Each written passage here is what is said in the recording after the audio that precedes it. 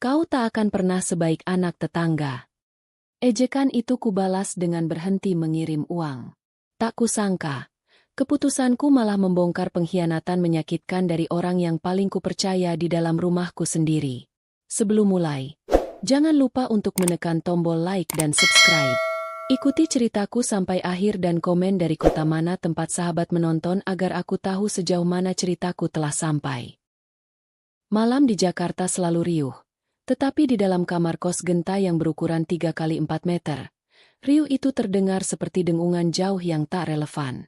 Dindingnya yang berwarna putih gading memantulkan cahaya lampu meja, menerangi setumpuk buku pemrograman dan sebuah laptop yang masih menyala.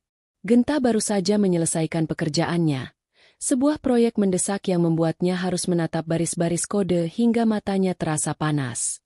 Namun, ada satu tugas lagi yang harus ia tuntaskan sebelum bisa merebahkan punggungnya. Dengan beberapa kali sentuhan di layar ponselnya, aplikasi perbankan berwarna biru itu terbuka. Jemarinya bergerak lincah, memasukkan nominal yang sudah ia hafal di luar kepala. Jumlah itu adalah sepertiga dari gajinya, sebuah angka yang ia sisihkan dengan disiplin ketat setiap bulan. Setelah memasukkan PIN, notifikasi keberhasilan transaksi muncul di layar. Transfer ke rekening Ibu Larasati berhasil. Sebuah helaan napas lega keluar dari bibirnya. Ada rasa puas yang hangat menjalari dadanya. Rasa seorang anak yang telah menunaikan kewajibannya. Rasa inilah yang membuatnya sanggup menahan godaan untuk membeli gawai baru atau sekadar makan malam di restoran yang layak bersama teman-temannya. Demi senyum orang tuanya, semua itu sepadan. Didorong oleh perasaan hangat itu, ia menekan nomor ibunya. Nada sambung berbunyi 2 kali sebelum suara yang paling ia rindukan terdengar dari seberang. Assalamualaikum, Gen. Sapa Ibu Larasati. Waalaikumsalam, Bu. Bagaimana kabar Ibu dan Bapak di rumah?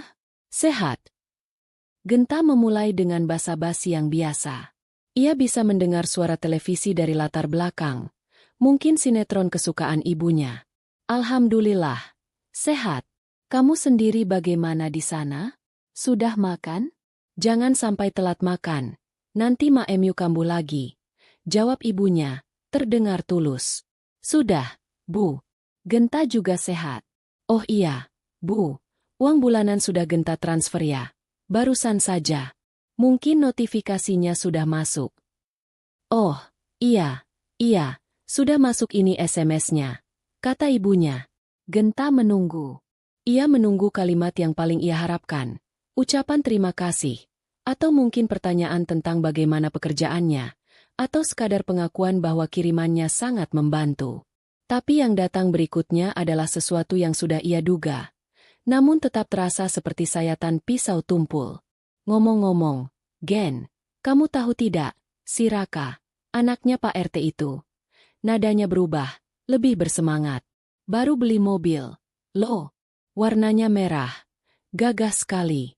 Bapakmu sampai melongo melihatnya waktu Raka parkir di depan rumahnya tadi sore. Katanya itu hasil bonus dari kantornya. Hebat sekali anak itu. Masih muda sudah bisa bikin orang tuanya bangga. Kehangatan di dada Genta menguap seketika. Digantikan oleh hawa dingin yang menusuk. Ia mencengkeram ponselnya lebih erat. Buku-buku jarinya memutih. Ini dia. Ritual bulanan yang tak pernah terlewat. Oh ya, Bu? Syukurlah kalau begitu. Jawab Genta, berusaha menjaga suaranya agar tetap datar. Iya. Ibunya tadi pamer ke ibu waktu di warung sayur. Katanya Raka juga mau mengajak orang tuanya jalan-jalan ke Bali akhir tahun nanti. Kamu kapan bisa seperti itu? Gen? Ibu sama bapak ini sudah tua. Ingin juga sekali-sekali merasakan naik pesawat. Lanjut ibunya. Tanpa jeda, tanpa menyadari perubahan suasana di ujung telepon sana. Setiap kata adalah pukulan. Genta ingin berteriak. Ia ingin mengatakan bahwa ia baru saja lembur 3 malam berturut-turut, bahwa ia makan mie instan 4 kali minggu ini, bahwa uang yang baru saja ia kirim adalah hasil dari keringat dan kurang tidurnya.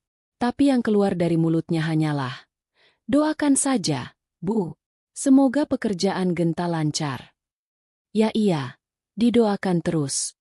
Makanya kerjanya yang rajin, biar cepat naik jabatan seperti Raka. Timpal ibunya enteng. Pembicaraan berlanjut beberapa menit lagi, tapi Genta sudah tidak benar-benar mendengarkan. Ia hanya menjawab dengan gumaman, dan, iya, Bu. Pikirannya melayang. Sosok Raka, teman masa kecilnya, menjelma menjadi raksasa tak terlihat yang bayangannya selalu menutupi apapun yang Genta lakukan. Ya sudah, kalau begitu, jaga kesehatan di sana. Jangan boros. Ibunya mengakhiri panggilan. Iya, Bu. Assalamualaikum. Waalaikumsalam. Klik. Sambungan terputus. Genta tidak langsung menurunkan ponselnya. Ia menatap layar hitam itu, memantulkan wajahnya yang lelah dan pias.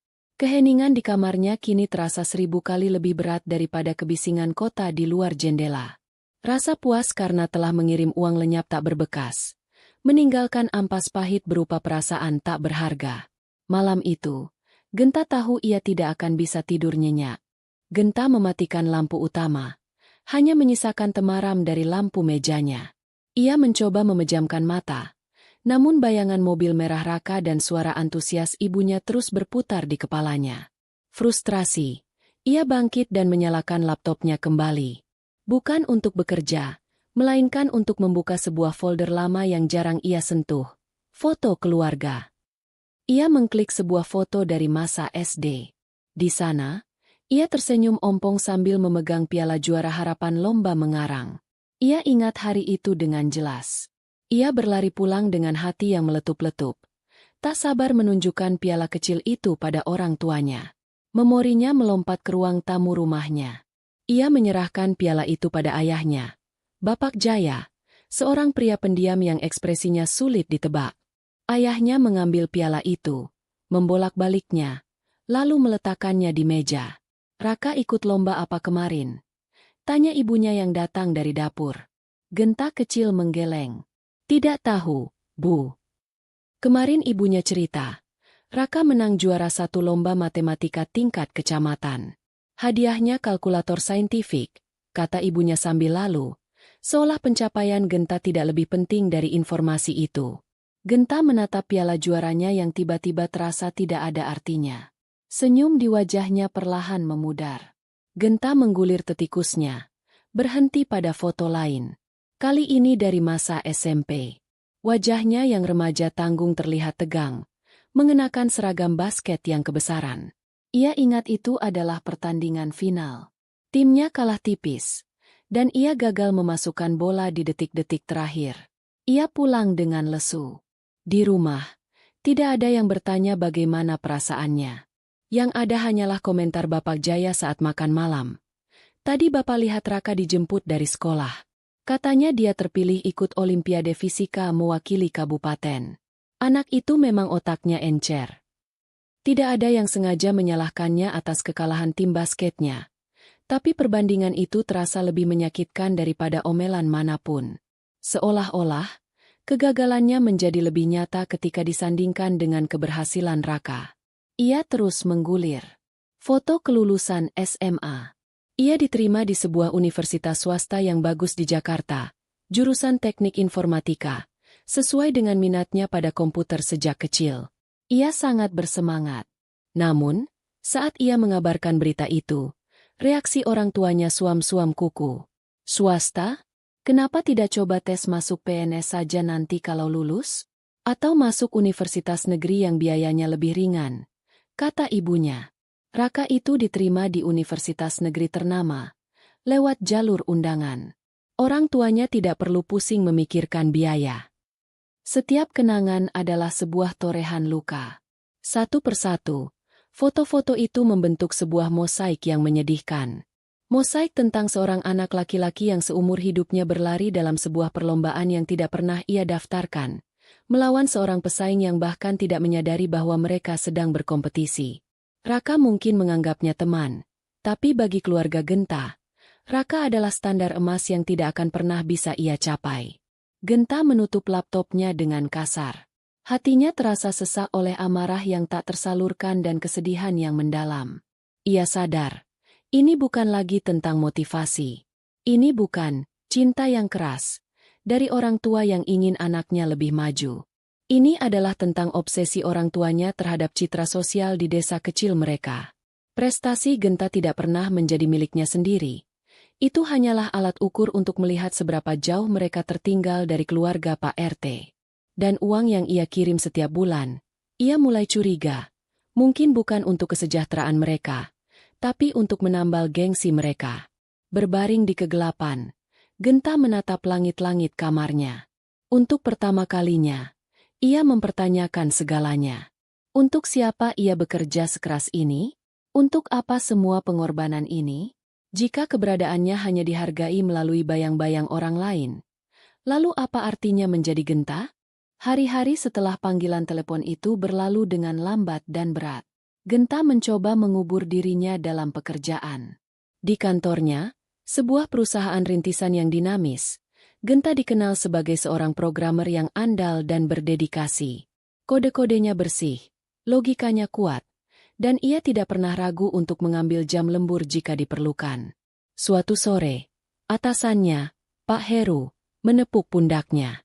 Genta, bug di sistem pembayaran sudah berhasil kamu perbaiki. Kerjamu bagus sekali, cepat dan teliti. Klien sangat puas. Terima kasih banyak.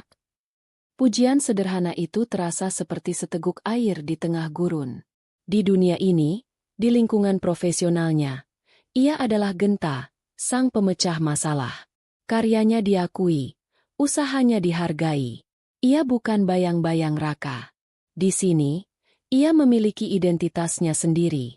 Namun, ironisnya, pengakuan ini hanya membuatnya semakin merasa terasing dari keluarganya. Kehidupannya di Jakarta adalah sebuah antitesis dari Citra, anak sukses, yang mungkin dibayangkan orang tuanya. Ia tinggal di kamar kos sempit di gang padat penduduk, tempat suara pedagang keliling dan tangis bayi tetangga menjadi musik latar sehari-hari. Ia menaiki kereta komuter yang penuh sesak setiap pagi dan sore, berdesakan dengan ribuan orang lain yang juga sedang mengejar mimpi di ibu kota. Makan siangnya seringkali adalah nasi kotak seharga Rp15.000 dari warteg dekat kantor, atau bahkan bekal yang ia masak sendiri dini hari. Saat teman-temannya merencanakan liburan akhir pekan ke puncak atau ke pantai, Genta selalu punya alasan untuk menolak. Ada kerjaan sampingan, atau lagi tidak enak badan, ujarnya.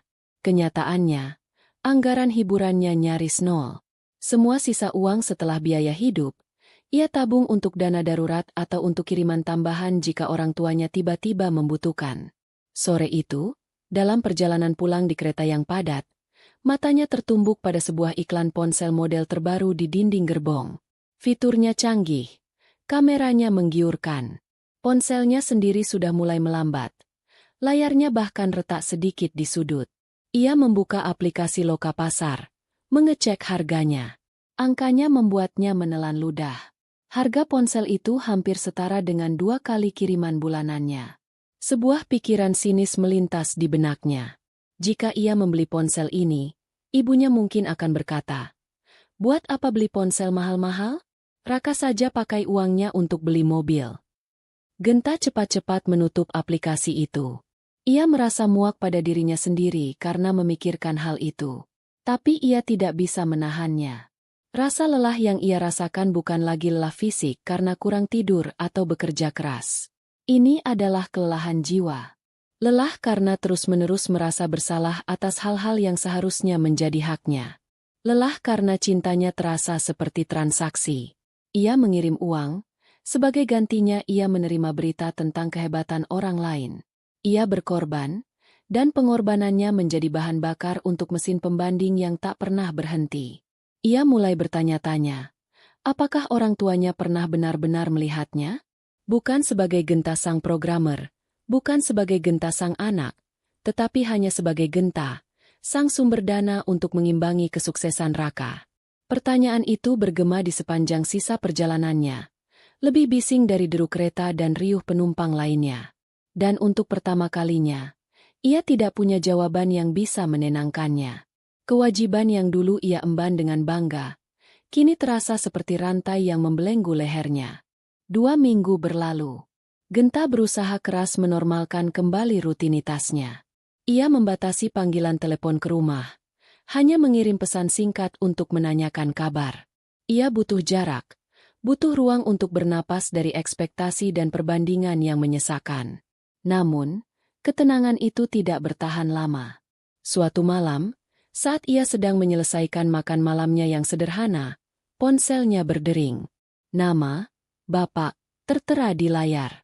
Jantungnya berdebar sedikit lebih kencang. Ayahnya jarang sekali menelepon. Biasanya, ibunya yang menjadi juru bicara keluarga. Pasti ada sesuatu yang penting. Halo, Pak. Sapa Genta. Mencoba terdengar santai. Halo, Gen. Bagaimana kabarmu? Suara ayahnya terdengar berat dan seperti biasa. Hemat kata. Baik, Pak. Bapak dan Ibu sehat. Sehat. Sehat. Hening sejenak. Genta bisa mendengar ayahnya berdeham, seperti sedang mengumpulkan keberanian. Begini, Gen, Bapak sama ibumu ini ada rencana sedikit. Rencana apa, Pak? Mau renovasi teras rumah. Biar lebih luas sedikit.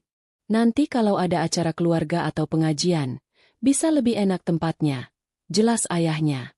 Genta mengerutkan kening.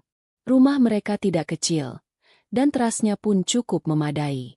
Memangnya kenapa, Pak? Rasanya teras yang sekarang masih bagus, kan? Ya bagus sih bagus, tapi...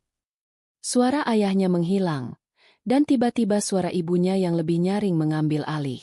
Sepertinya ia merebut telepon dari suaminya. Genta, ibumu ini, serunya ceria, seolah tidak ada ketegangan dalam percakapan mereka sebelumnya. Begini loh, Nak, teras rumah kita ini kan masih plesteran biasa. Tetangga kanan-kiri sudah bagus-bagus semua. Apalagi rumahnya Raka. Terasnya itu baru dipasangi kanopi baja ringan yang modern. Lantainya juga keramik baru. Bagus sekali kelihatannya. Masa teras kita masih begini-begini saja? Nanti kalau ada arisan ibu-ibu, ibu malu, Gen. Dan di sanalah Genta menemukannya. Alasan yang sesungguhnya. Bukan untuk pengajian, bukan untuk acara keluarga, tapi untuk arisan. Untuk gengsi. Untuk agar tidak kalah dari keluarga Raka. Napas Genta terasa berat. Semua emosi yang sudah ia coba kubur dalam-dalam selama 2 minggu terakhir. Amarah, kekecewaan, rasa lelah, kembali menyeruak ke permukaan dengan kekuatan penuh. Jadi ini semua karena teras rumah Raka? Tanya Genta. Suaranya mulai bergetar. Ya bukan karena itu juga. Tapi kan memang sudah waktunya rumah kita diperbaiki sedikit biar lebih pantas. Kamu kan sekarang sudah kerja enak di kota. Masa rumah orang tuamu di kampung begini-begini saja? Apa kata orang nanti? Desak ibunya. Lalu datanglah kalimat pamungkas itu. Kami sudah panggil tukang kemarin untuk hitung-hitung biayanya. Kira-kira butuh tambahan sekitar 10 juta. Kamu bisa kirim, kan? Nah, nanti dicicil saja potong gajimu beberapa bulan. 10 juta. Angka itu seperti sebuah gong yang dipukul keras di telinga Genta. Itu adalah seluruh tabungan daruratnya. Tabungan yang ia kumpulkan sedikit demi sedikit dari sisa gajinya, untuk berjaga-jaga jika ia sakit atau ada kebutuhan mendadak. Kini, tabungan itu diminta untuk mendanai sebuah kompetisi teras rumah yang konyol. Inilah puncaknya. Titik di mana kesabarannya yang setipis benang akhirnya putus. Pengorbanannya tidak lagi dihargai. Keringatnya dianggap sebagai sumber daya tak terbatas yang bisa dikerukapan saja demi sebuah harga diri yang semu. Genta sudah selesai. Ia tidak bisa lagi menelan kepahitan ini dalam diam. Udara di kamar kos Genta terasa pengap.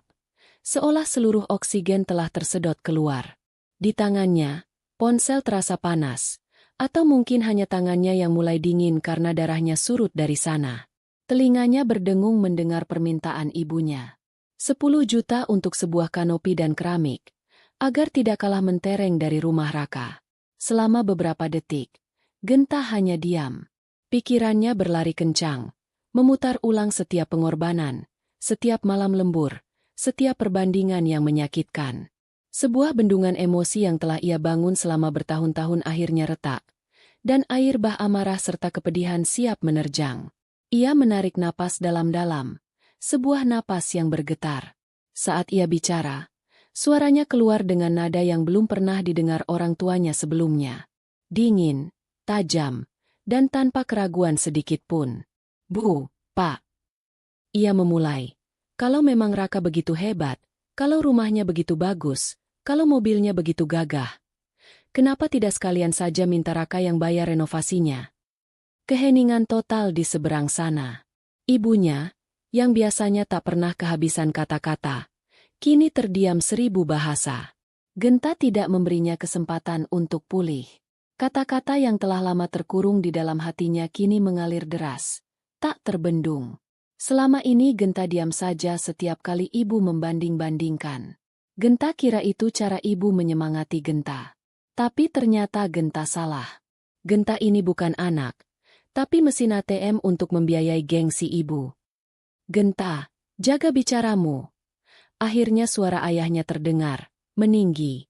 Tapi Genta sudah tidak peduli. Kenapa, Pak? Apa ada yang salah?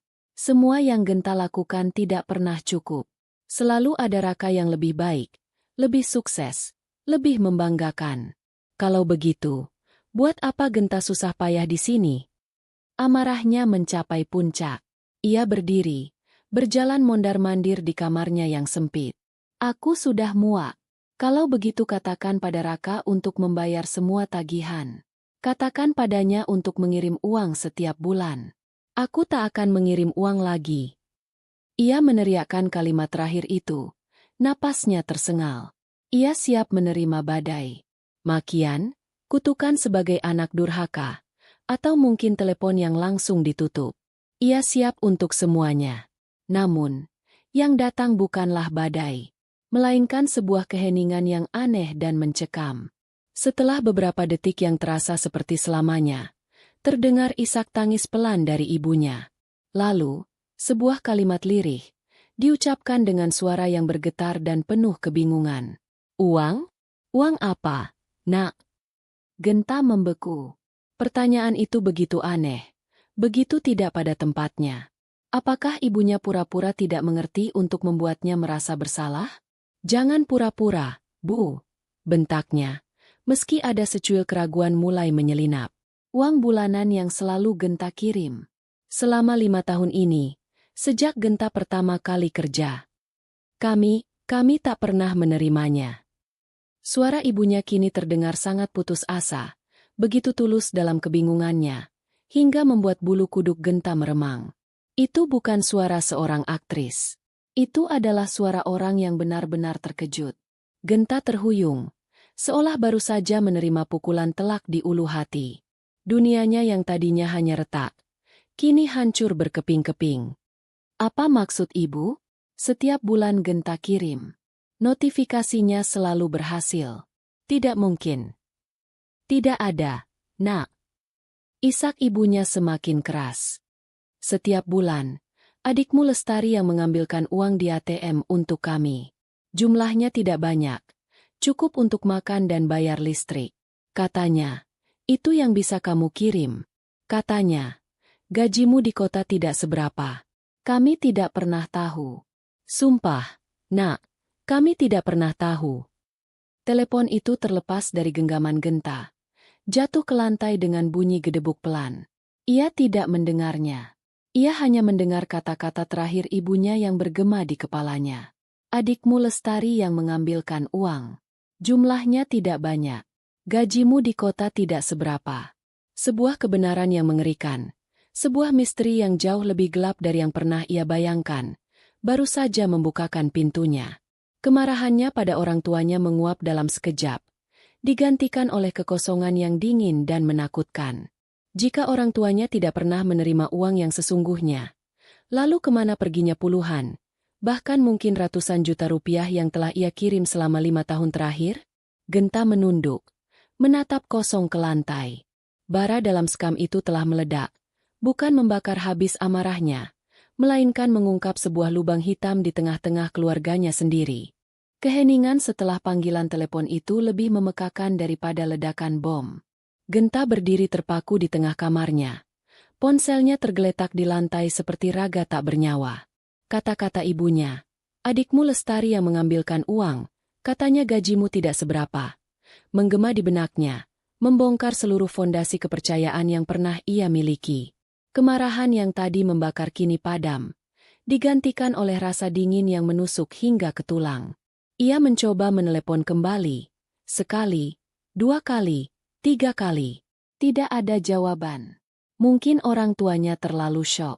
Mungkin adiknya, Lestari, melarang mereka mengangkat telepon. Pikiran itu membuat perutnya mual. Ia tidak bisa diam di sini. Jakarta yang biasanya terasa penuh peluang, malam itu terasa seperti sangkar yang menyesakan. Setiap detik yang ia habiskan di kota ini adalah detik di mana kebohongan itu terus bernapas di kampung halamannya. Dengan gerakan yang kaku dan tergesa, ia membuka laptopnya lagi. Bukan untuk melihat foto kenangan, tapi untuk membuka riwayat transaksi perbankannya. Ia menggulir layar, bulan demi bulan, tahun demi tahun. Angka-angka yang dulu menjadi sumber kebanggaannya kini berubah menjadi dakwaan. 5 tahun, 60 kali transfer. Jumlah totalnya membuatnya pusing. Kemana semua itu pergi? Keputusan itu datang secepat kilat. Ia harus pulang. Ia mengirim pesan singkat kepada atasannya, Pak Heru, memohon izin cuti darurat dengan alasan keluarga. Tanpa menunggu balasan, ia mulai berkemas. Bukan pakaian bagus yang ia masukkan ke dalam tas ranselnya, hanya beberapa kaos dan celana. Barang terpenting yang ia siapkan adalah sebuah map plastik tebal. Dengan napas tertahan, ia pergi ke sebuah warung internet 24 jam di dekat kosnya. Selama hampir 1 jam, ia mencetak riwayat transaksi rekeningnya selama 3 tahun terakhir. Lembar demi lembar kertas itu terasa seperti amunisi, bukti tak terbantahkan dari pengorbanannya. 2 jam kemudian, ia sudah berada di dalam bus malam antar kota, duduk di dekat jendela.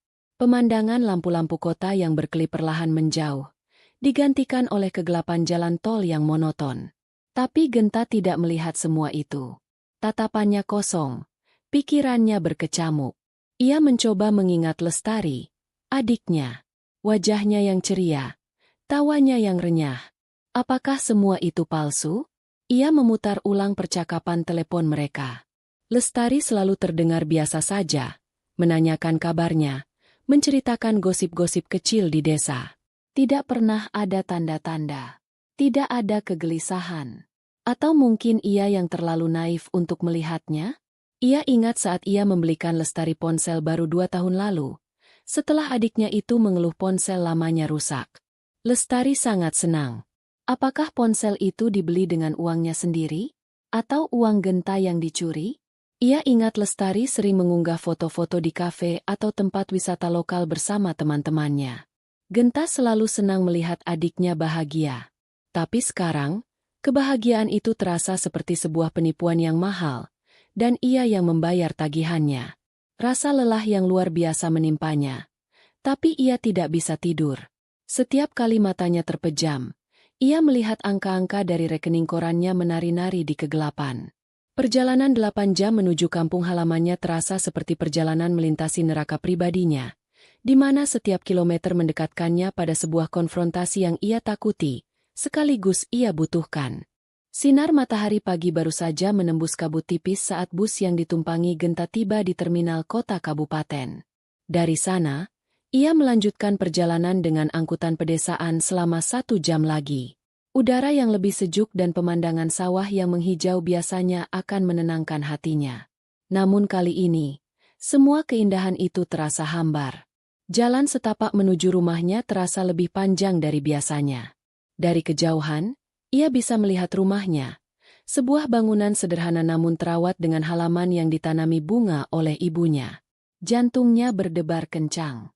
Ia berhenti sejenak, menarik napas dalam-dalam, sebelum melangkahkan kakinya memasuki gerbang yang tidak dikunci. Suasana di dalam rumah begitu hening. Ia mengucapkan salam, suaranya terdengar serak. Assalamualaikum. Ibunya muncul dari ruang tengah. Matanya bengkak dan merah. Saat melihat Genta berdiri di ambang pintu, membawa ransel dan wajah yang keras, napasnya tertahan. Ia berjalan mendekat. Tangannya terulur seolah ingin memeluk, tapi kemudian ragu-ragu dan jatuh kembali ke sisinya. Kamu pulang, nak. bisik Ibu Larasati. Suaranya syarat akan rasa bersalah.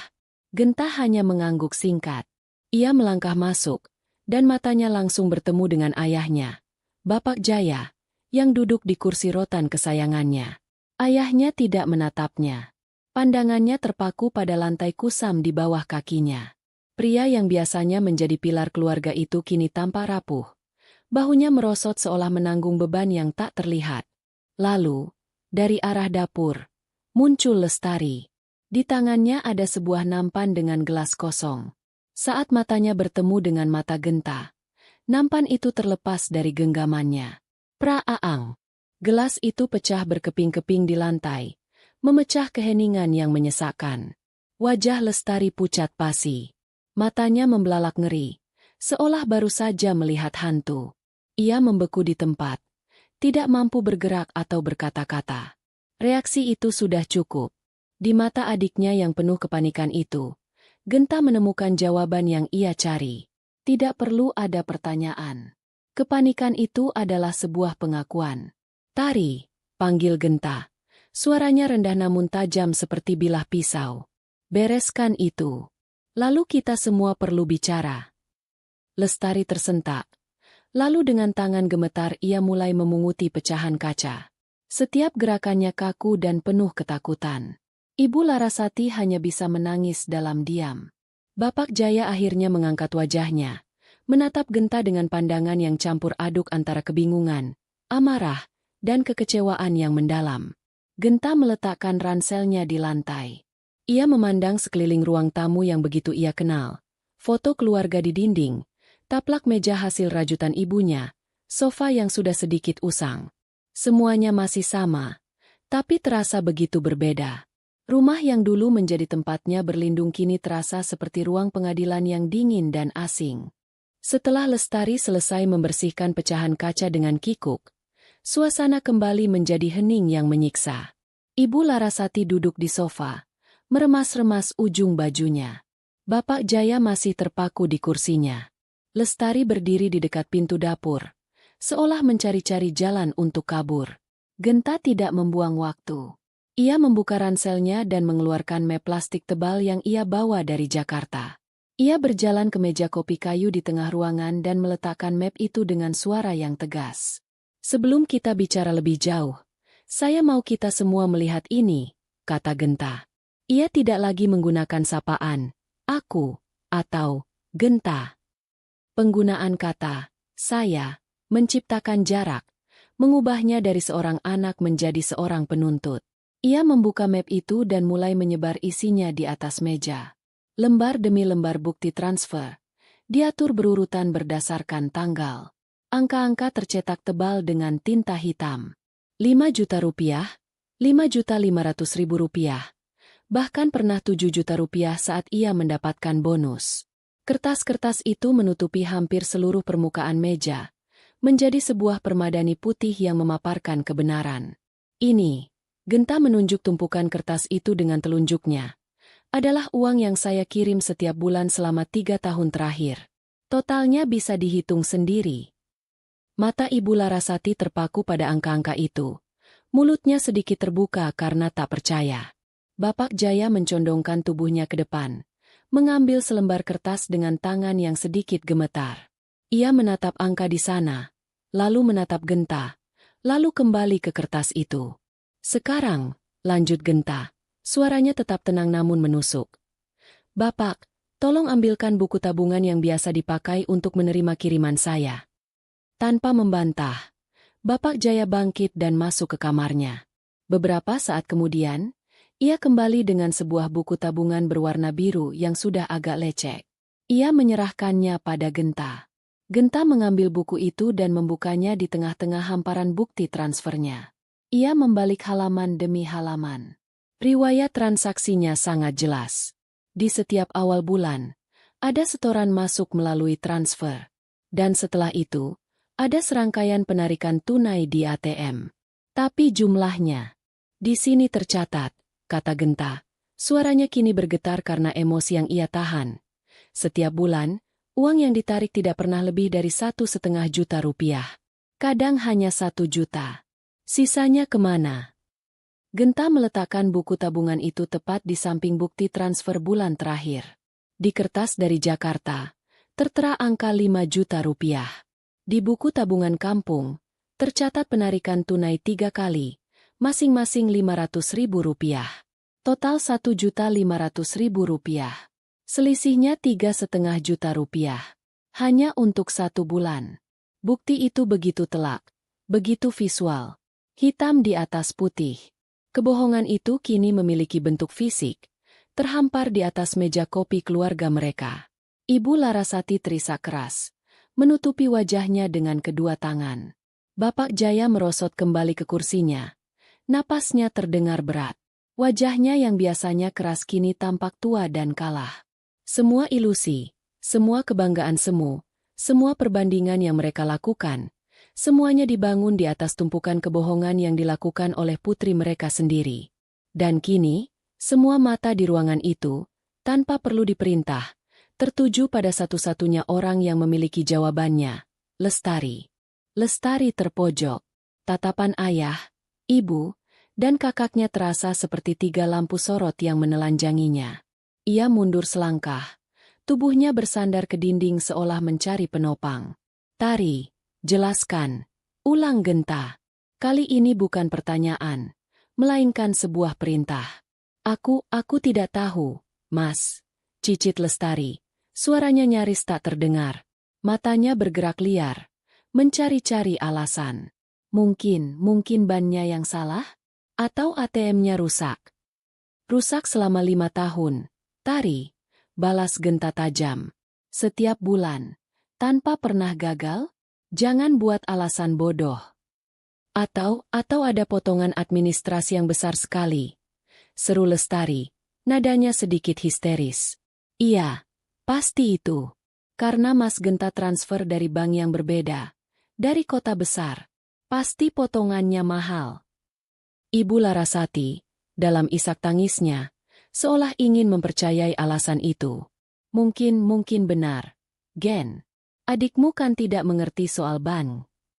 Genta menatap ibunya dengan pandangan kecewa sebelum kembali fokus pada Lestari. Saya kerja di bidang teknologi. Tari, saya tahu persis berapa biaya transfer antar bank. Paling besar 10.000 rupiah, bukan 3,5 juta. Mau coba alasan lain? Setiap bantahan Genta meruntuhkan satu persatu tembok pertahanan Lestari. Wajahnya semakin pucat. Ia mulai gemetar hebat. Bapak Jaya, yang sedari tadi diam, akhirnya angkat bicara. Suaranya serak dan berat. Lestari, panggilnya. Ia tidak menatap putrinya, melainkan menatap sebuah foto Genta saat wisuda yang terpajang di dinding. Ponsel yang kamu pakai sekarang. Kamu beli pakai uang siapa? Pertanyaan itu datang dari arah yang tak terduga dan langsung mengenai sasaran. Lestari tersentak kaget. Itu kan uang tabunganku, Pak. Jawabnya gugup. Tabungan dari mana? Kejar Bapak Jaya. Matanya kini menyorot tajam ke arah Lestari. Bapak dan ibumu hanya memberimu uang saku seadanya. Lalu baju-baju barumu itu? Sepatu, tas. Kamu sering jajan di kafe di kota. Dari mana semua uangnya? Bapak Jaya mulai menghubungkan titik-titik yang selama ini ia abaikan. Potongan-potongan puzzle yang janggal, gaya hidup Lestari yang tidak sesuai dengan statusnya, keluhannya yang tiba-tiba berhenti tentang tidak punya uang jajan, semua kini membentuk sebuah gambar yang mengerikan. Ia telah dibutakan, bukan hanya oleh kebohongan putrinya, tapi juga oleh kebodohannya sendiri. Kecurigaan di ruangan itu kini menjadi begitu pekat hingga terasa seperti kabut. Bukan lagi sekadar pertanyaan tentang uang yang hilang. Ini adalah tentang pengkhianatan dari orang yang paling mereka percaya untuk menjaga amanah. Lestari tidak bisa lagi berkelit. Ia terperangkap dalam jaring yang ia tenun sendiri. Malam itu, makan malam terlewat begitu saja. Tidak ada yang sanggup menelan makanan. Ibu Larasati mengurung diri di kamar. Isak tangisnya sesekali masih terdengar. Bapak Jaya duduk sendirian di teras gelap, merokok dalam diam. Abunya berjatuhan tak beraturan. Lestari bersembunyi di kamarnya. Mungkin berharap jika ia diam cukup lama, semua ini akan berlalu seperti mimpi buruk. Tapi Genta tidak akan membiarkannya. Setelah membiarkan suasana sedikit mendingin, ia mengetuk pintu kamar adiknya. Tidak ada jawaban. Tari, buka pintunya. Kita perlu bicara sampai tuntas, kata Genta. Suaranya tidak mengizinkan penolakan. Setelah hening beberapa saat, terdengar suara kunci diputar. Pintu terbuka sedikit. Genta mendorongnya pelan dan masuk, lalu menutupnya kembali. Kamar Lestari rapi, namun terasa sesak oleh barang-barang yang Genta tahu tidak seharusnya bisa adiknya miliki. Sebuah meja rias dengan produk-produk perawatan kulit yang mahal, beberapa tas bermerek lokal tergantung di belakang pintu, sebuah laptop tipis di atas meja belajar. Lestari duduk di tepi tempat tidurnya, memeluk lututnya, tidak berani menatap Genta. Genta menarik kursi belajar dan duduk menghadapnya. Ia tidak memulai dengan amarah. Ia memulai dengan nada lelah yang memilukan. Aku kerja banting tulang di sana, Tari, ujarnya pelan. Aku tinggal di kamar yang lebih kecil dari ini. Aku makan seadanya supaya kamu dan orang tua bisa hidup layak. Supaya kamu bisa kuliah dengan tenang tanpa perlu memikirkan biaya. Kamu tahu itu, kan? Lestari hanya mengangguk kecil. Bahunya berguncang. Aku tidak akan bertanya lagi kemana uang itu pergi, lanjut Genta. Aku sudah bisa melihatnya di sekeliling ruangan ini. Pertanyaanku sekarang adalah, kenapa? Pertanyaan itu membuat Lestari akhirnya mengangkat wajahnya. Matanya merah dan basah oleh air mata. Namun ada kilatan lain di sana. Bukan hanya rasa bersalah, tapi juga amarah dan keputusasaan. Kenapa? Ulang Lestari. Suaranya bergetar. Mas bertanya kenapa? Mas enak di Jakarta. Punya pekerjaan, punya gaji, punya teman-teman, punya kehidupan. Sementara aku di sini, terjebak di desa ini, disuruh-suruh, mengurus orang tua, mendengarkan mereka setiap hari membicarakan betapa hebatnya Mas Genta, atau betapa hebatnya Raka. Kata-kata itu keluar seperti semburan bisa. Setiap hari. Lihat itu Raka, sudah jadi PNS. Semoga Mas MU bisa cepat sukses seperti Raka. Mas MU pasti sibuk sekali di kota.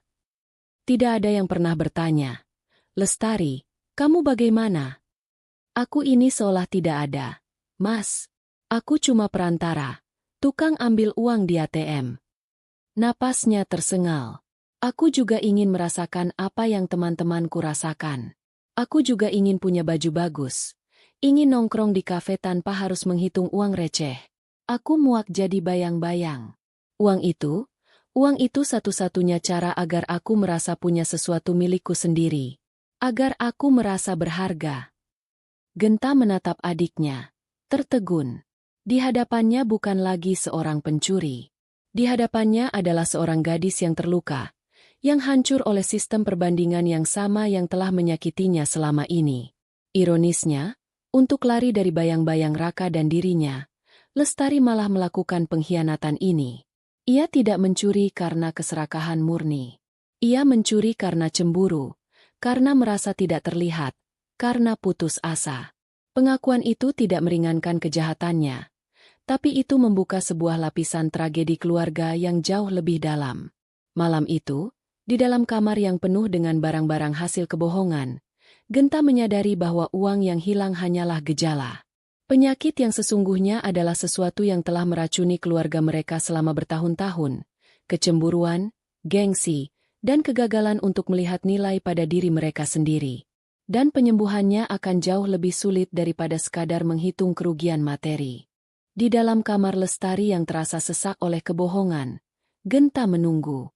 Ia membiarkan ledakan emosi adiknya mereda menjadi isak tangis yang pilu. Amarahnya telah surut, berganti menjadi kekosongan yang dingin dan rasa lelah yang menusuk jiwa. Ia datang untuk marah pada orang tuanya, namun menemukan musuh yang sebenarnya adalah kerapuhan di dalam keluarganya sendiri. Ceritakan semuanya, kata Genta pelan.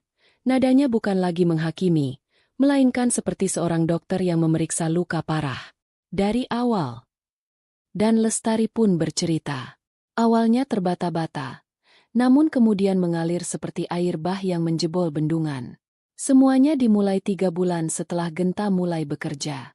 Saat itu, Lestari yang baru masuk SMA, diajak teman-temannya ke sebuah mal di kota kabupaten. Ia melihat teman-temannya dengan mudah membeli baju baru, makan di restoran cepat saji, dan nonton di bioskop. Sementara ia hanya bisa memegang uang saku pas-pasan, merasa kecil dan tertinggal. Di bulan berikutnya, saat ia mengambil uang kiriman Genta di ATM, sebuah pikiran licik terlintas di benaknya. Ia menarik jumlah penuh sesuai yang dikirim Genta, namun hanya memberikan sebagian kecil pada orang tuanya. Selisihnya, Rp200.000, ia simpan di sakunya. Ia berkata pada dirinya sendiri, "Cuma pinjam. Bulan depan ku ganti." Itu pertama kalinya, Ishak Lestari menutupi wajahnya. Aku merasa sangat bersalah, tapi sekaligus senang. Untuk pertama kalinya, aku bisa membeli sweater yang sama dengan temanku. Aku bisa mentraktir mereka es teh. Aku merasa diterima. Tentu saja, ia tidak pernah menggantinya. Pinjaman, itu menjadi kebiasaan. Dari 200.000, menjadi 500.000, lalu 1 juta. Semakin besar kebutuhannya untuk menyesuaikan diri dengan gaya hidup teman-temannya, semakin besar pula jumlah yang ia ambil. Untuk menutupi jejaknya, ia menenun sebuah cerita yang rumit untuk orang tuanya. Aku bilang ke ibu dan bapak, kalau biaya hidup di Jakarta itu mahal sekali. Lanjutnya, aku bilang, Mas Genta sering mengeluh pekerjaannya berat dan gajinya pas-pasan. Aku bilang, uang yang Mas kirim itu sudah hasil Mas Genta berhemat mati-matian. Mereka percaya. Mereka percaya karena mereka ingin. Cerita itu sesuai dengan narasi mereka tentang anak laki-laki yang berjuang keras di kota besar. Cerita itu membuat mereka merasa kasihan sekaligus bangga. Lestari tidak hanya mencuri uang Genta. Ia merampok kisah pengorbanannya dan memelintirnya untuk keuntungannya sendiri. Saat Mas membelikanku ponsel baru, aku merasa sangat malu, bisiknya. Uang Mas sendiri kugunakan untuk bersenang-senang. Tapi Mas masih memikirkanku. Tapi aku sudah terlalu jauh. Aku tidak tahu cara berhenti. Genta mendengarkan semuanya dalam diam. Setiap kata adalah belati yang mengiris hatinya. Ia tidak hanya kehilangan uang. Ia kehilangan citra adiknya. Gadis kecil polos yang dulu sering ia gendong. Di hadapannya kini adalah orang asing yang telah berbohong padanya, dan pada dirinya sendiri, selama 5 tahun. Pengakuan itu tidak membawa kelegaan, hanya memperjelas betapa dalam dan rusaknya luka di dalam keluarga mereka. Setelah hampir 1 jam, Genta dan Lestari keluar dari kamar. Lestari berjalan di belakang Genta, kepalanya tertunduk dalam, wajahnya basah dan sembab. Di ruang tengah, Ibu Larasati dan Bapak Jaya masih menunggu dalam keheningan yang tegang. Mereka menatap kedua anaknya dengan cemas. Genta berhenti di hadapan mereka. Wajahnya terlihat 10 tahun lebih tua. Lestari sudah menceritakan semuanya. Katanya singkat. Kalimat itu menggantung di udara. Syarat akan makna yang tak terucapkan. Tidak perlu penjelasan lebih detail. Raut wajah Lestari yang hancur sudah menjadi bukti yang cukup. Reaksi pertama datang dari Ibu Larasati. Ia menatap Lestari, lalu beralih menatap Genta. Di wajah Genta, ia melihat kelelahan dan kekecewaan yang tak terhingga. Tiba-tiba, sebuah kesadaran menghantamnya seperti gelombang pasang.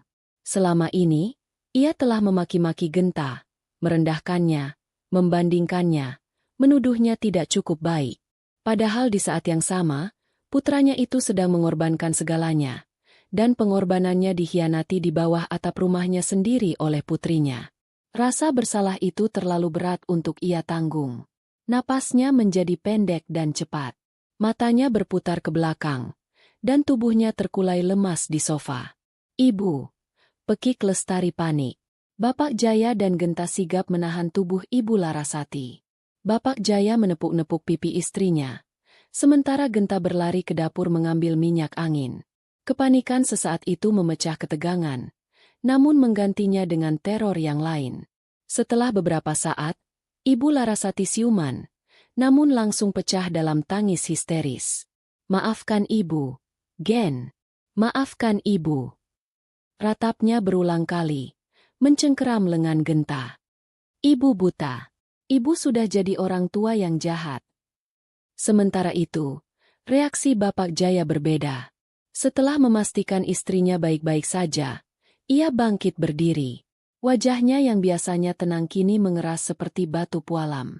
Ia tidak melihat ke arah Genta atau istrinya. Matanya terpaku pada Lestari dengan tatapan dingin yang menakutkan. Ia tidak berteriak. Ia tidak membentak. Ia hanya mengucapkan beberapa kalimat dengan suara rendah yang bergetar karena amarah yang tertahan. Kamu, katanya, menunjuk Lestari.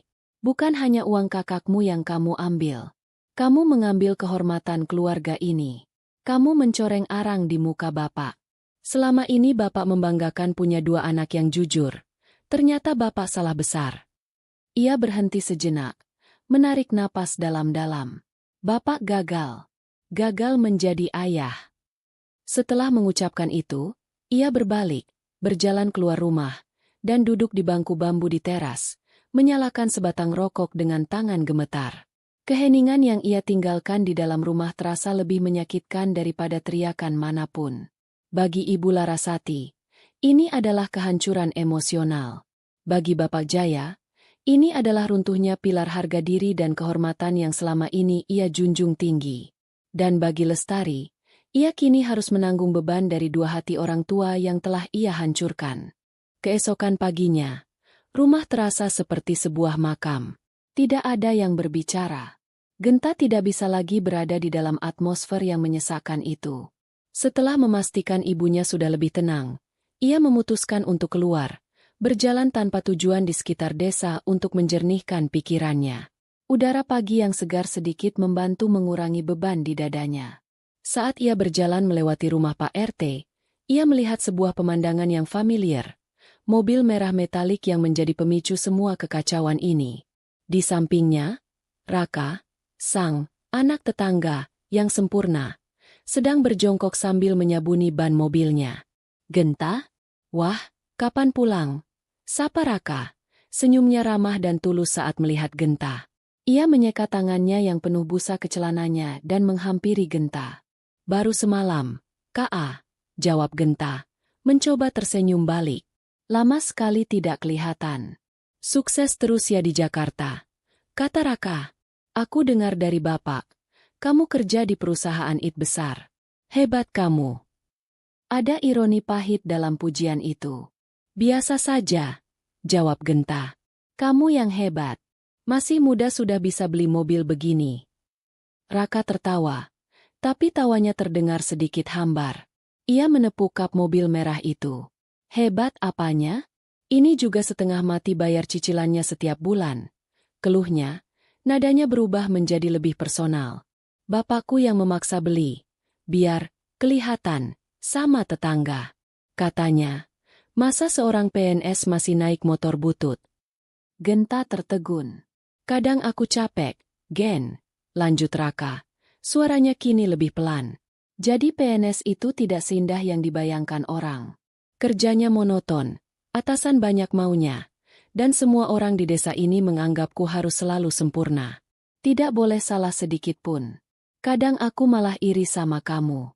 Bebas kerja di swasta, ilmunya canggih, bisa tinggal di kota besar. Kelihatannya lebih menantang. Percakapan singkat itu seolah membuka sebuah tabir di mata Genta. Raka, sosok mitos yang selama ini menjadi tolok ukur kesuksesannya, ternyata hanyalah manusia biasa. Ia juga tertekan. Ia juga menjadi korban dari ekspektasi orang tuanya dan obsesi lingkungan terhadap citra. Mobil merah itu bukanlah simbol kesuksesan, melainkan simbol dari beban yang harus ia pikul. Genta menyadari bahwa kemarahannya selama ini telah salah alamat.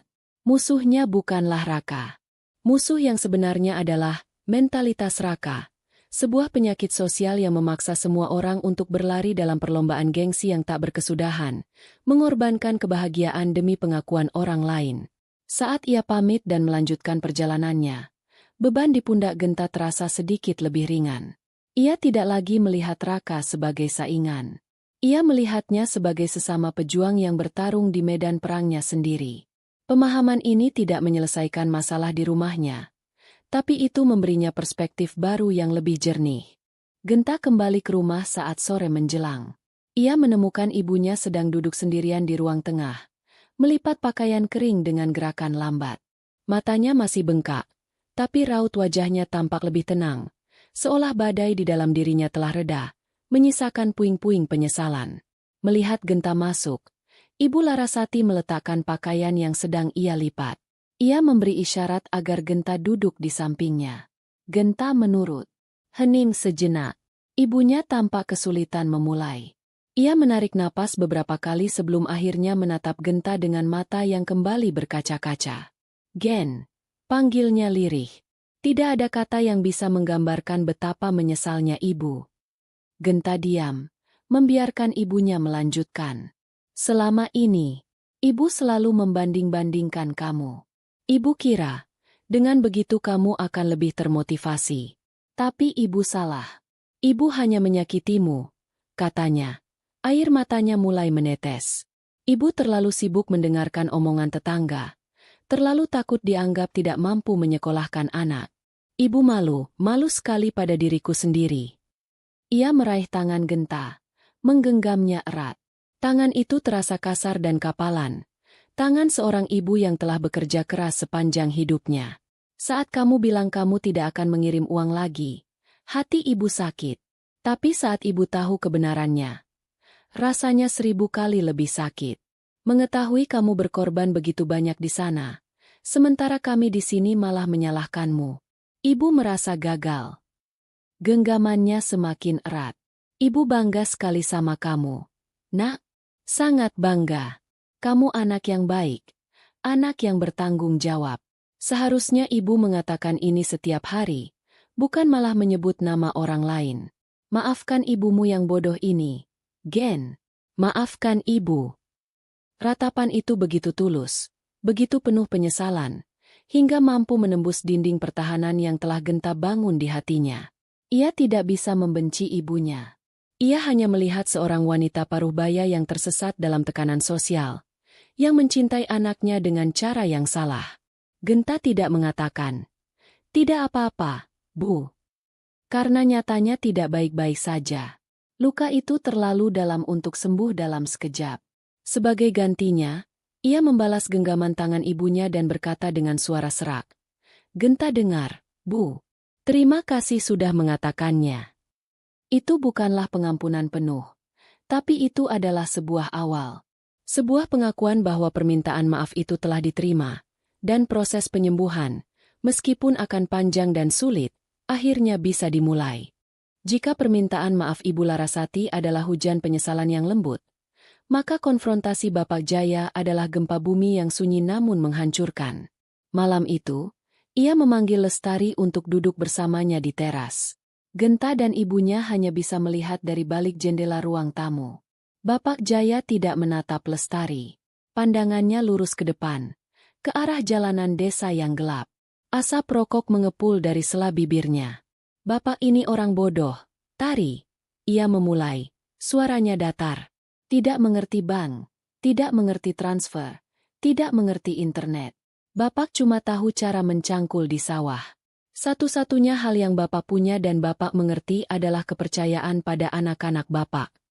Ia berhenti sejenak, membiarkan kata-katanya meresap. Selama 5 tahun, kamu sudah membuat Bapak terlihat seperti orang paling bodoh sedunia. Bukan di mata tetangga, Bapak tidak peduli itu. Tapi di mata diriku sendiri, dan di mata kakakmu. "Pak, maaf." Cicit Lestari. "Maafmu tidak bisa mengembalikan apapun," potong Bapak Jaya, masih tanpa menoleh. "Ini bukan lagi soal uang. Uang bisa dicari. Tapi kepercayaan yang sudah kamu hancurkan, itu lain ceritanya. Kakakmu bekerja setengah mati di sana, menahan rindu, hidup hemat, agar keluarganya di sini bisa hidup terhormat. Dan kamu, dengan tanganmu sendiri, merampas kehormatan itu darinya, dan dari kami semua." Akhirnya ia menoleh, menatap Lestari dengan mata yang menyala oleh kekecewaan yang dingin. "Dengar, uang itu harus kembali. Setiap sennya. Kamu cari kerja. Apa saja.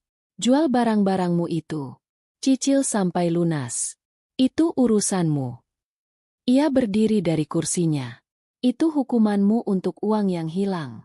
Tapi untuk kepercayaan kakakmu yang sudah kamu rusak. Itu Bapak tidak tahu bagaimana cara memperbaikinya. Itu akan menjadi hukuman yang harus kamu tanggung seumur hidupmu. Setelah mengatakan itu, Bapak Jaya masuk ke dalam rumah, melewati Genta dan istrinya begitu saja, lalu masuk ke kamarnya dan menutup pintu. Lestari tetap duduk di teras, menangis tanpa suara di bawah cahaya lampu bohlam yang remang. Hukuman ayahnya jauh lebih berat daripada amarah atau pukulan. Ia tidak diusir. Ia tidak dimaki.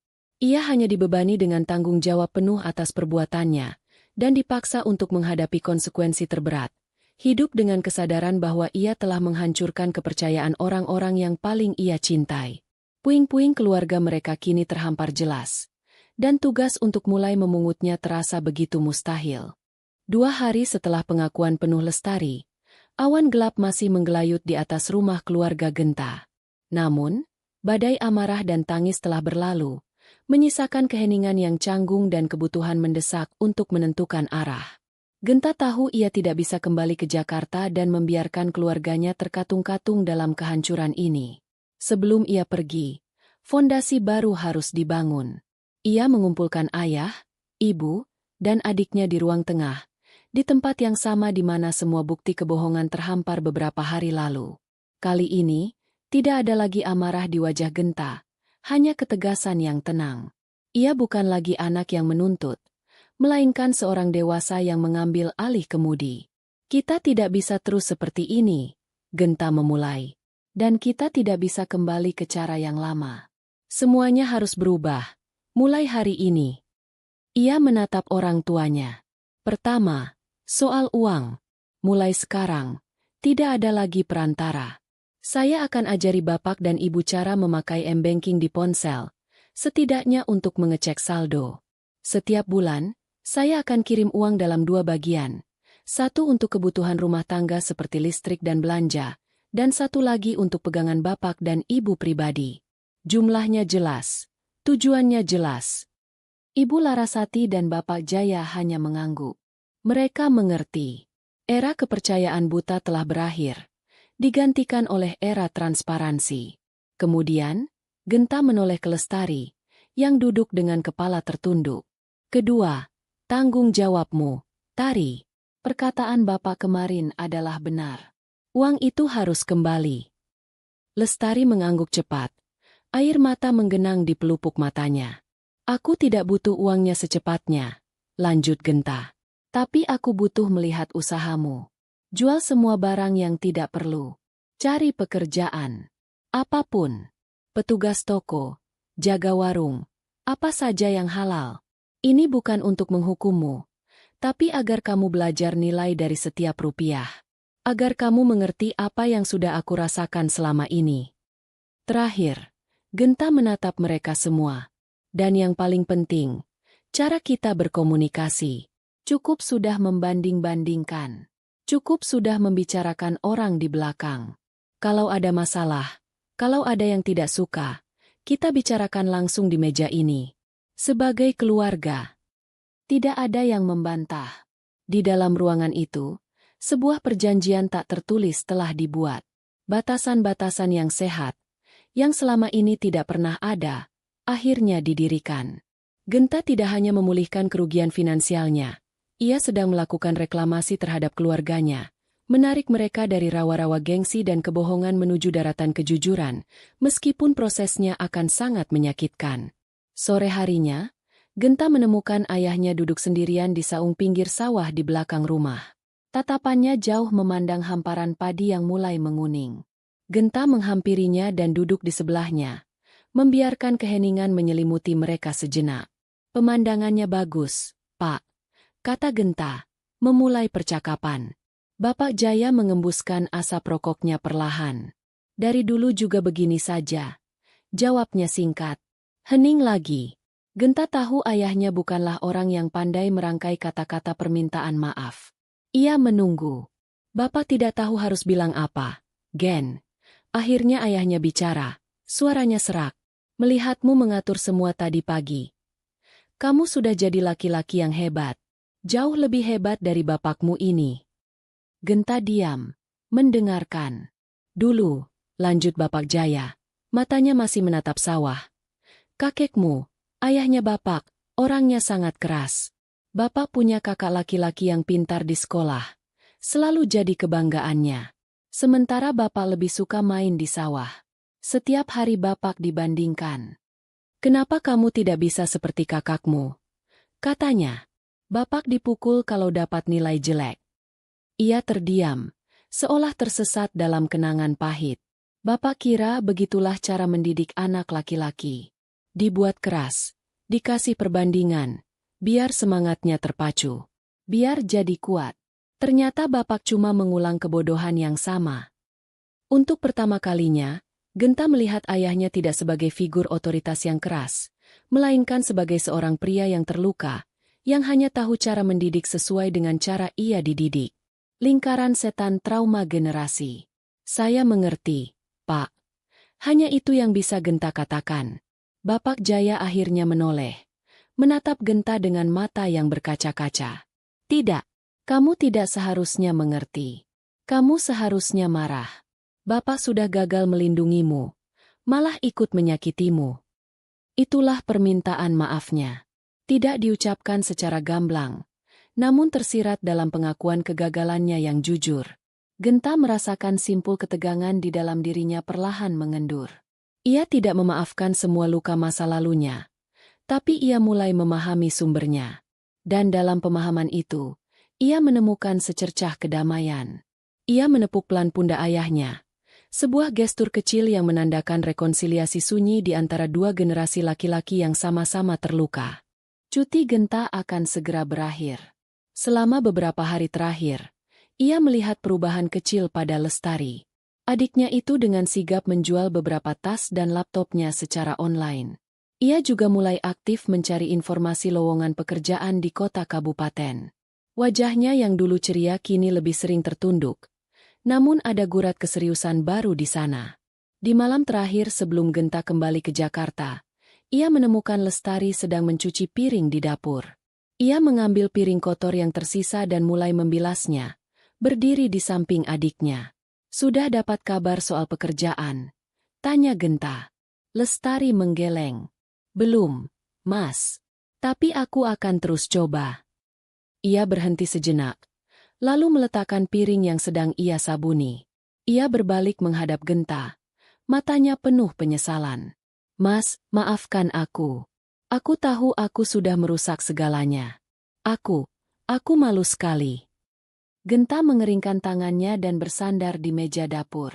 Ia menatap adiknya, yang kini tampak begitu rapuh. Aku belum bisa bilang kalau aku sudah memaafkanmu, Tari.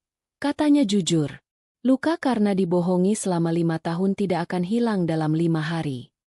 Wajah Lestari semakin menunduk. Tapi, lanjut Genta, aku mau mencoba. Aku melihat usahamu. Itu yang penting. Ia berhenti sejenak, memilih kata-katanya dengan hati-hati. Pengampunan itu bukan saklar yang bisa dinyalakan dan dimatikan. Mungkin itu lebih seperti jalan. Dan kamu sudah mulai melangkah di jalan itu. Buktikan padaku, pada orang tua, dan yang paling penting, pada dirimu sendiri, bahwa kamu bisa jadi orang yang bisa dipercaya lagi. Itu sudah cukup untuk sekarang. Lestari mengangkat wajahnya, air mata mengalir di pipinya, namun kali ini ada sedikit senyum di bibirnya. Itu adalah senyum lega. Kakaknya tidak memberinya pengampunan yang mudah, tapi ia memberinya sesuatu yang lebih berharga, sebuah harapan dan jalan untuk penebusan. Makan malam terakhir itu terasa berbeda. Suasananya masih sedikit kaku, namun tidak lagi beracun. Mereka makan dalam diam yang nyaman. Setelah selesai, Genta tidak langsung beranjak. Rencana renovasi teras itu kita batalkan saja, katanya, dan semua orang mengangguk setuju. Ide itu kini terdengar begitu konyol dan tidak penting. Tapi aku tetap ingin uang yang aku kirim bisa jadi sesuatu yang berguna, bukan hanya habis untuk konsumsi, lanjut Genta. Aku ada ide. Ia menatap ibu dan adiknya. Ibu jago masak, kan? Dan Tari, kamu sekarang sudah tahu cara jualan online. Bagaimana kalau kita pakai sebagian uang yang seharusnya untuk renovasi itu sebagai modal? Kita bisa coba buka usaha catering kecil-kecilan atau jualan kue kering online. Ibu yang produksi, Tari yang urus pemasaran dan pengirimannya. Ide itu mengejutkan semua orang. Ibu Larasati menatap Genta dengan mata berbinar. Selama ini, keahlian memasaknya hanya untuk konsumsi keluarga dan acara desa. Bapak Jaya tampak berpikir, lalu mengangguk perlahan. Lestari menatap kakaknya dengan tak percaya. Setelah semua yang ia lakukan, kakaknya masih mau mempercayainya untuk mengelola sebuah usaha? Proyek itu lebih dari sekadar bisnis. Itu adalah simbol dari awal yang baru. Sebuah cara untuk mengubah energi negatif menjadi sesuatu yang produktif. Itu akan memberikan Lestari kesibukan yang positif dan cara yang terhormat untuk mencicil utangnya. Itu akan memberikan Ibu Larasati fokus baru selain mengkhawatirkan omongan tetangga. Dan itu mengubah peran Genta dari ATM menjadi investor bagi masa depan keluarganya. Untuk pertama kalinya dalam waktu yang sangat lama, mereka tidak membicarakan masa lalu yang menyakitkan, melainkan merencanakan masa depan yang penuh harapan. Pagi harinya, Genta sudah siap dengan ransel di punggungnya. Pemandangan di teras rumah sangat kontras dengan kedatangannya yang penuh amarah seminggu yang lalu. Ibu Larasati memeluknya erat, lebih erat dari biasanya. Hati-hati di jalan, Nak. Jangan lupa makan, bisiknya. Tidak ada lagi sindiran, tidak ada lagi perbandingan. Hanya ada kehangatan tulus seorang ibu. Bapak Jaya melangkah maju. Ia tidak memeluk Genta. Itu bukan gayanya. Tapi ia meletakkan tangannya yang kokoh di bahu Genta dan menatap lurus ke matanya. Bapak bangga padamu, katanya. Dua kata itu, yang telah Genta rindukan seumur hidupnya, akhirnya terucap. Rasanya lebih berharga dari bonus atau kenaikan gaji manapun. Terakhir, Lestari berdiri agak jauh, tidak berani mendekat. Genta yang menghampirinya. Jaga ibu dan bapak baik-baik, katanya pelan. Dan jaga dirimu. Pasti, Mas, jawab Lestari. Suaranya bergetar. Saat Genta berjalan menyusuri jalan setapak desa, ia menoleh ke belakang sekali lagi. Ia melihat ayah, ibu, dan adiknya berdiri di depan rumah mereka yang sederhana. Terasnya masih beralaskan plesteran semen biasa, dan cat dindingnya sedikit kusam. Tidak ada yang mentereng, tidak ada yang bisa dipamerkan. Namun, Genta tersenyum. Mereka tidak sempurna. Luka mereka belum sepenuhnya kering. Jalan di depan mereka masih akan sulit. Tapi untuk pertama kalinya, mereka berdiri bersama sebagai satu kesatuan yang jujur. Pondasi rumah mereka mungkin rapuh, tapi fondasi keluarga mereka, yang baru saja dibangun kembali di atas puing-puing kebohongan, terasa lebih kokoh dari sebelumnya. Genta menaiki angkutan pedesaan itu bukan sebagai anak yang melarikan diri dari rasa sakit, tetapi sebagai seorang putra yang telah berdamai dengan masa lalunya. Ia tidak lagi peduli apakah ia sebaik anak tetangga. Ia tahu nilainya sendiri. Dan itu sudah lebih dari cukup.